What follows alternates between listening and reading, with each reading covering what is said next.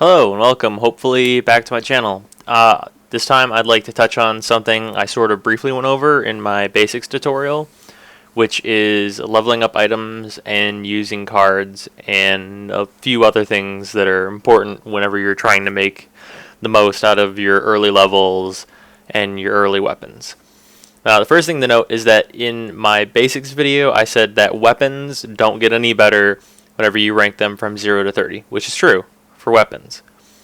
But in terms of a Warframe, going from 0 to 30, every level you will get a little bit of either health, shields, or energy, which in the UI here is called power, which I've never really understood why, but it's called power here. Most frames will start with 100, some frames will start with 150, depends on their setup. Now, in terms of what you're going to do whenever you're upgrading a frame,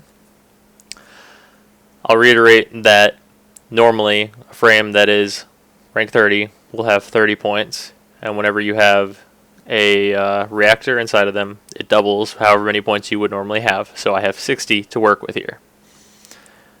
Now, whenever you're looking at this, you see these 10 slots, which are important, and then this last slot that we'll get to in a bit.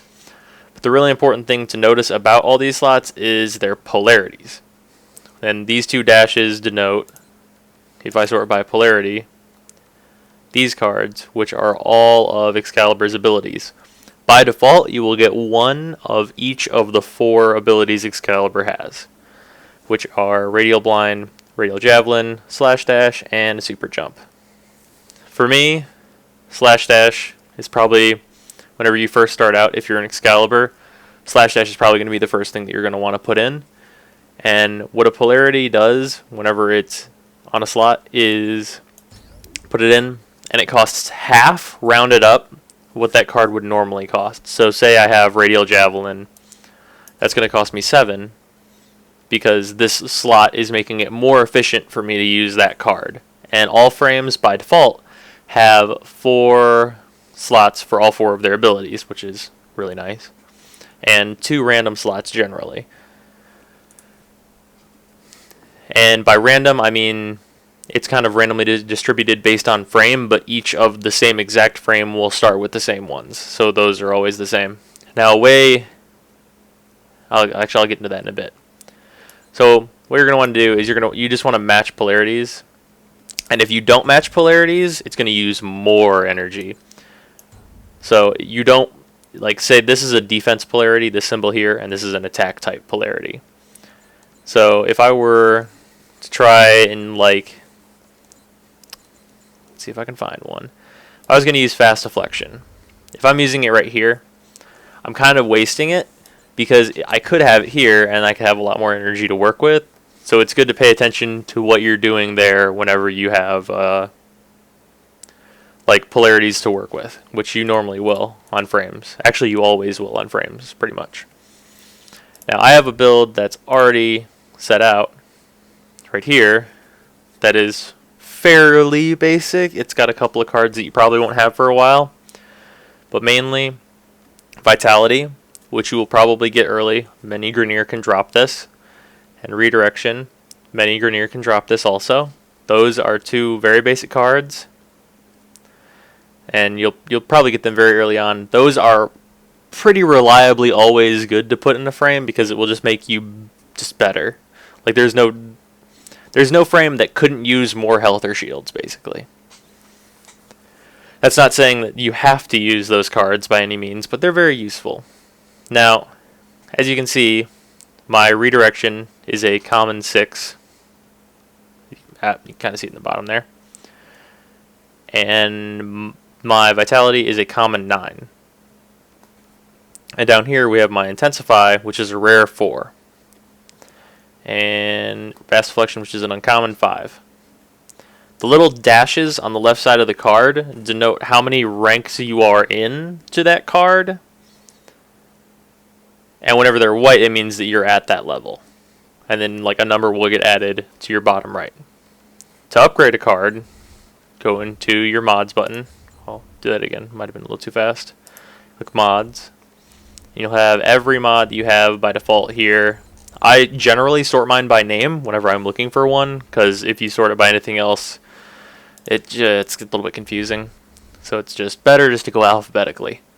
So let's say I wanted to upgrade. I've got a maxed out fast deflection and a fast deflection that's at 7. Say I wanted another one. I would click on the card and use fusion, and there's 2 auto fuse options. Until you know what you're doing, I don't suggest using auto fuses, but duplicates will take any exact copies of this card and put it into it to try and level it up as high as you possibly can go. And fusion cores will do the same, except for fusion cores. Fusion cores are they're only for leveling cards up. That's all they're for. You can either trade these for other things, or you can just level them up. There are 4 tiers of cores, one which you probably will not see very often. This is a legendary core that powers anything up to max immediately. That was because they changed something in the game. I can't remember exactly why I have that, but I have that. And then rare 5s. And there's like less powerful rares, uncommon 5s, all the way down to commons. Basically, if a fusion core is rarer, it's going to do more to power up a card. Say, if I was going to use this rare 5, it gave me 2 levels and a little bit, which is really good. Oop. But rare 5 cores are also rare. If I was going to use one of the common 3s, it almost gives me a level, and 2 gives me 1 and a little bit. So you're going to need to use more of those to level things up than you are of a rarer quality of card. But whenever you first are going through cards that you're getting a lot,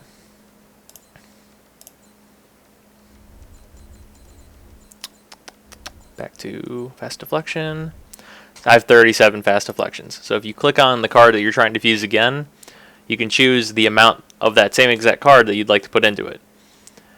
If I put 1 in, it will immediately gain 1 level. Something that's really important to note is that if you're fusing a card with itself, if both cards are have no rank, you'll immediately get 1 rank higher. And it increases in a binary way, where if I needed to get to level 2, I would add 2 more cards instead. And that would put me directly at level 2. And if I added 7 cards, that put me at level 3. So it's add 1 card to an existing card, and you get 1 level up, and then 2 more cards on top of that, which would equal out to be 4, and you get another level, and then 8, and then 16, and so on and so on. So it gets it gets much more difficult to progress on cards that have a lot of levels. But for cards like fast deflection that only have 5 levels, you'll be able to level it up pretty quickly, so it won't take a lot out of you to level that up. And based on that is actually the reason why I do not have... Where is it at? Alright, Vitality. I have level 6 that I use for a lot of different things and frames that don't really need much more health than 200%. I don't have a maximum Vitality card because it has 10 levels, which is more cards than I'm willing to use to make my Vitality more powerful because I don't really need it to be. Once you get your Vitality or your redirection to about 5, 6, 7, you're going to get very, very harsh diminishing returns, so it's better to focus on different cards that could be much more powerful for much less of your time. If you just start the game and you're trying to go for a max Vitality or a max Duration, which is your just general damage on your rifles, it's going to take you forever to get there, and you're going to have no other cards to use, which isn't going to be fun for you. And you've probably noticed this other button, Transmute. Transmutation is not something you should do early. It is generally a huge waste of money and is not worth your time to do. But later on, if you have just belligerent money because you've just been playing a lot and you have a bunch of credits that you don't really care about at all, That's awesome. You have a bunch of credits. Congratulations. And whenever you transmute things, you can pick a mod, transmute it, and you're going to need to take 4 cards. It can be any 4 cards. I'm just going to use 4 of the same and apply. It'll cost me 24,000 credits, which is not a low amount whenever you're first starting out. To combine these 4 uncommon cards, it's a little bit less for common cards and a little bit more for rare cards. And it will consume them, so you get nothing from them except for 1 card. I happen to get a melee stance, which is probably much luckier, but I could have turned those 4 elemental cards that I could have used to gain damage into like a vitality, which I have tons of and don't need. So it's like it's paying a lot of money for you only have a chance to get something decent, and it's not really that worth it. So at the beginning, I'd say to avoid transmutation because it's not helping you. Selling cards, if you're really money hungry, I would say go ahead, but I keep everything. I keep all the cards I pick up because if you're playing with friends and you get 10 Furies and they don't have any Furies, you can trade them one and now your friend has a card that he otherwise wouldn't have had. I just don't see a purpose in selling them because money is pretty easy to acquire once you're a little ways in anyway, and they're not worth that much. I think, yeah, it's 500 credits for 1 Fury. Like if you're really hankering for cash, then I would say go ahead, but otherwise probably not worth it. Now, the slot I haven't talked about a lot is your aura slot, which is this little gold outline slot. Aura slots are specifically and only for aura cards. And aura cards are very, very, very, very, very special, and if you have any aura card at all at the beginning, that's fantastic. Personally, I generally use Energy Siphon, but there are a lot of aura cards that are really, really good. Rejuvenation, fantastic. Rifle Amp, you can almost not go wrong.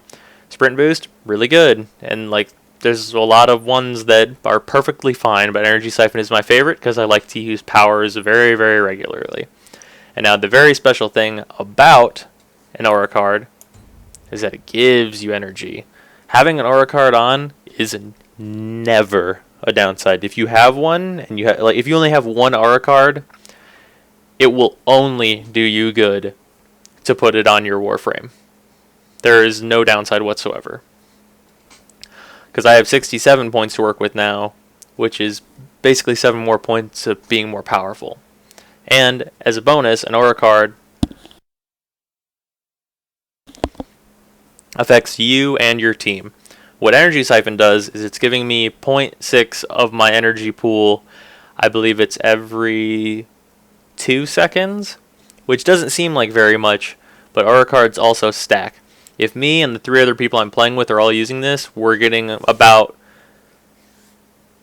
2.5 energy every 2 seconds, which is really good and actually makes a large amount of difference. But the same goes for Rifle Amp. We'd be doing 100 and some % more damage if we were all using a Rifle Amp. So you can't really go wrong using an aura card, but it's up to your preference what you use. If you can get an Energy Siphon, many of your teammates will thank you for it. In terms of gaining an aura card, though, you're going to have to wait for an alert, which is unfortunate, but it's how they work. And it's kind of a reward for checking in and being online. An alert is a mission that can occur anywhere in the solar system at any time. They're completely random, just RNG. And they offer rewards. They're a random mission with a random enemy type, but you have to have the area where it is unlocked. So this is Abaddon. That's on Europa. Yeah, Abaddon's on Europa. If you've never been to Abaddon before, you're not going to be able to do the mission, unfortunately.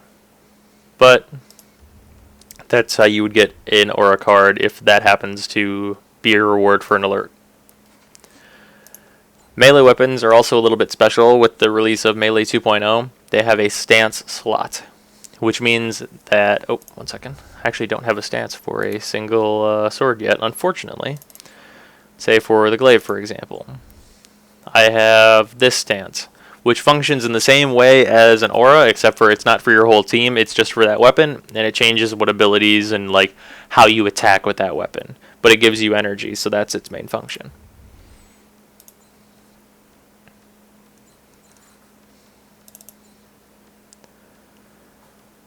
And the one other thing I'd like to touch on in terms of polarity and mod cards is Forma. Forma is the other main component besides reactors or Orokin catalysts and reactors. What Forma allows you to do is it's a crafting component for a lot of very powerful weapons, but the other thing it allows you to do is use it and then change the effect or polarity of your gun. So if I say I'm rank 30, you have to be rank 30, you have to have maxed out your thing for this. You can polarize with Forma, and you can choose a polarity for a slot. So if you already know you want to use a card, but say even with your aura and with all your other cards on top, you can't use redirection for some reason. I would change this to the matching polarity that's on the redirection card, which is the defense one, and I would change that so that I would be able to use that card now. You're probably not going to have much Forma at the very beginning, but that's what its use is once you do have it. In terms of where to get a lot of the starter cards, in this build here, I'll just explain these ones since these are kind of a base set. Streamline is a card that you're going to get from Grenier. There's a lot of Grenier that can drop it, but it's rare, so you might not get it, so don't feel bad if you don't have it. Intensify, I actually wouldn't consider very vital, but I believe it comes from a boss. I'm actually not sure. I'll have that on screen. That will be on screen where to get Intensify if you need that. Fast Deflection, whenever you start fighting Corpus on Venus, those will come from the little shield drones that follow Corpus around. Redirection and Vitality can both be gained from a large variety of Grenier, so you're almost guaranteed to get them.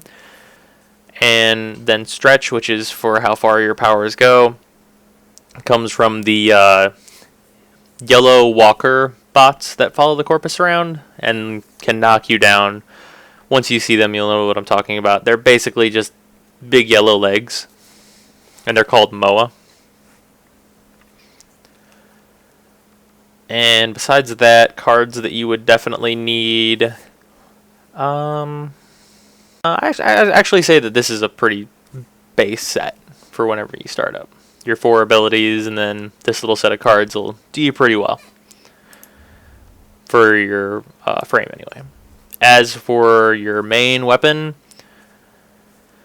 Serration comes from the female Grenier that are melee only.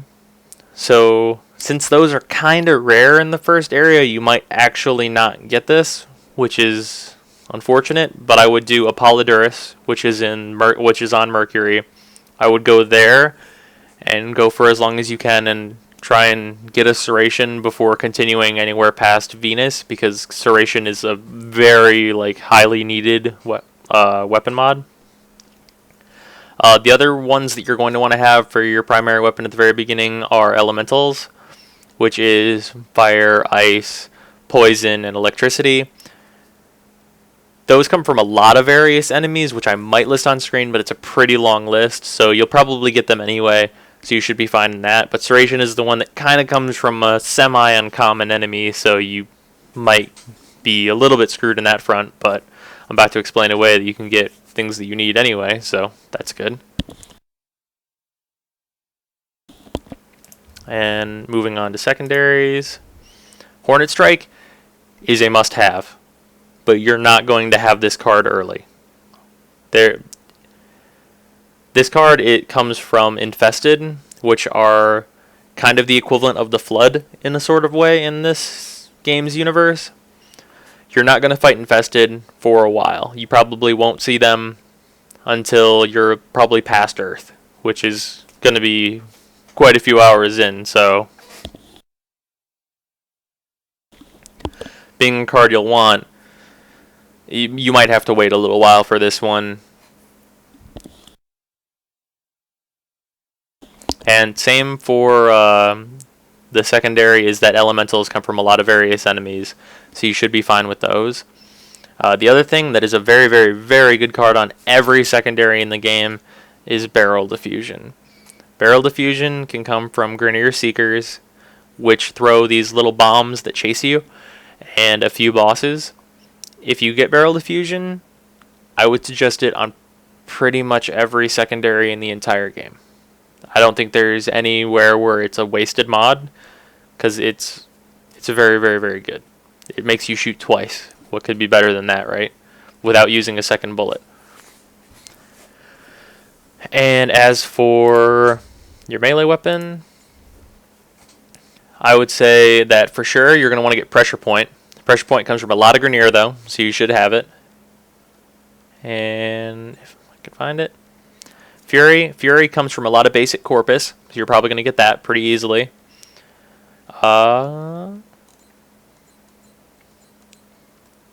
Reach is your... If you're having trouble, since the Skana's a little bit short, if you're having trouble hitting enemies, this will make your sword longer, basically. And that comes from a lot. Reaches are very, very, very common. It comes from a lot of Corpus. You will get this card by the end of Venus, and if you don't, you're probably luckier for having not gotten it, actually. So, I guess that says something about your RNG if you don't have it yet and you're past Venus. And Reflex Coil, which will make it easier to channel your melee attacks, is also very common. It comes from the melee-only males in the Grineer army. They use little butcher knives, machetes. You'll probably get that pretty easily. Even though it's an uncommon, I seem to have a lot of them. And as for the other way that you can get some of these mods that you need, if you have someone that you know that's already playing this game, they probably have an excess of vitalities, redirections, maybe a few extra flows, stretches, maybe an extra energy siphon, an aura card for you that they're not using that you can have. Once up in here, once you get to rank 2, you're open to trading. If you open up Region Chat and just type in there and ask somebody to help you once you're rank 2, be like, I really need a Hornet Strike because I'm just trying to get through. There are, like, hopefully this is just me, hopefully a lot of people that really won't mind giving you one of their 200 vitalities or one of their 57 Hornet Strikes. It's really not a big deal to just ask for help if you need it, and it's going to cost you maybe 700 credits for a trading tax, and it's going to be worth it in the long run if you're just trying to, like, proceed forward, and I'm sure a lot of people won't mind giving you a card.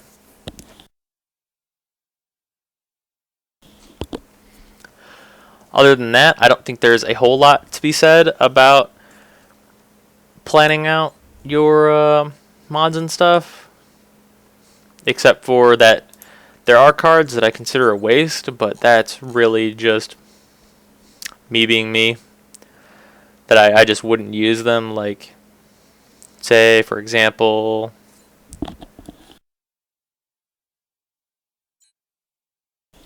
here we go. Warm Coat. Levels have a chance to be coated in ice, which will lower your shields. This increases your resistance to ice. It's kind of a chance on top of a chance that you'll even have an ice level, so I would consider a card like this to not be very useful unless you can guarantee that, which you can't ever guarantee. So I wouldn't suggest a card like Warm Coat that's kind of just preparing for something that's not really even the worst. I would consider something that, like, gives you more shield straight up, or just generally makes you better all of the time to be better. So it's mostly just pretty basic stuff that you probably could realize on your own. Is just use things that sound like they're helping you now instead of sometimes.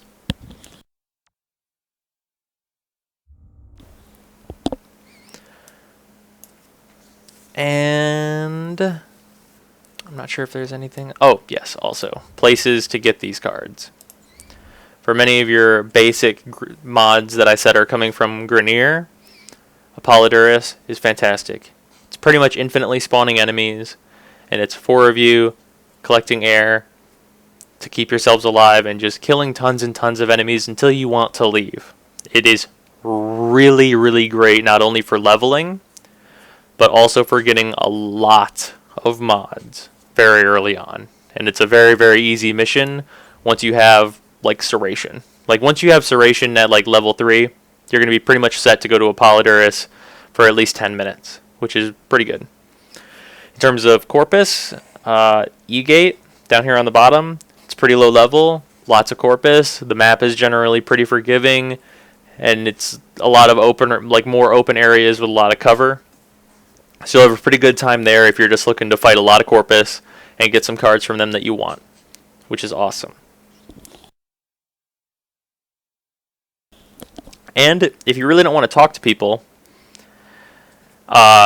to get Hornet Strike, which is the main thing that you would kind of want to trade for, these 2 missions here are special. They're called Dark Sectors, and a lot of the time currently they're under conflict, like these 2 are right now, and you'd be able to choose a side that you want to win, which is like a whole nother story on that.